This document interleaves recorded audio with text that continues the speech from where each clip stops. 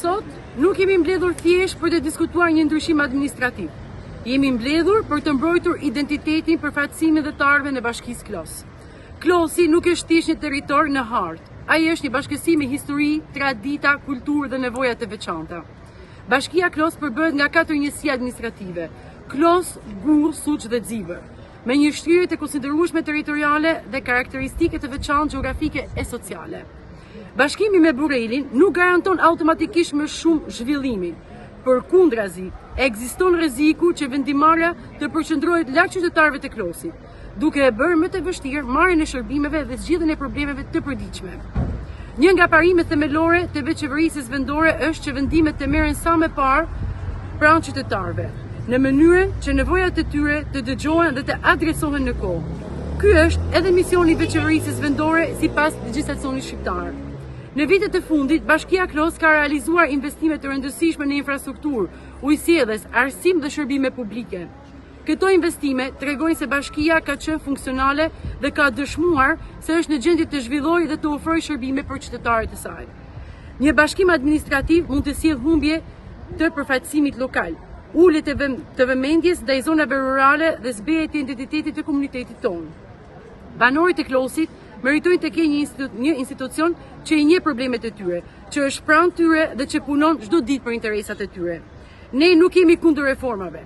Ne jemi në favor të reformave, që përmirësojmë jetën e qytetarëve, jo atyre që arrisin distancën mes qytetarit dhe institucioneve. Prandaj, kërkojmë që Bashkia Klos të vazhdojë të mbetet një njësi e pavarur e veçëverisë vendore, me kompetencat e plota për të zhvilluar territorin e saj, për të mbrojtur interesat e qytetarëve dhe për të garantuar një administrim sa më pranë njerëzve. Unë jam kundër kësaj projekti që kanë bërë këta për nderjen e bashkive, për bashkimin e bashkive, më mirë ata që me Tiranën, sepse nëse do bëjmë pjesë fare në votimet, kjo që ta na bashkojnë me Burrelin.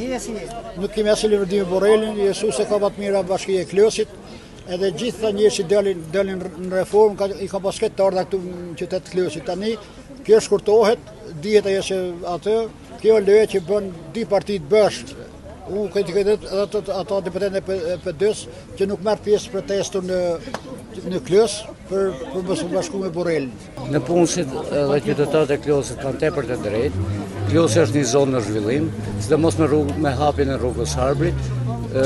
Bashkia Klos duhet të funksionojë, me që dhe parametrat e bashkisë janë në rritje.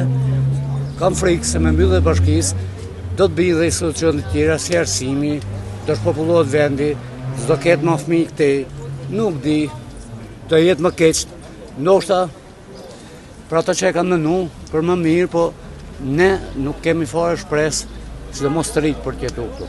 Unë çuditem nga gjithë ky popull këtu, që janë gjithë frikatësar, që u shkelet e drejtë e vet dhe nuk kërkojnë drejtën e vet, më mirë ja bën Roma që e shem, se këta janë të marruar, janë frikatësar këtë, dhe ka prerë bilet në varrimit, domethënë mas 8 muajsh, edhe të gjithë janë frikatësar, kanë frikë me kërkuar drejtën e vet.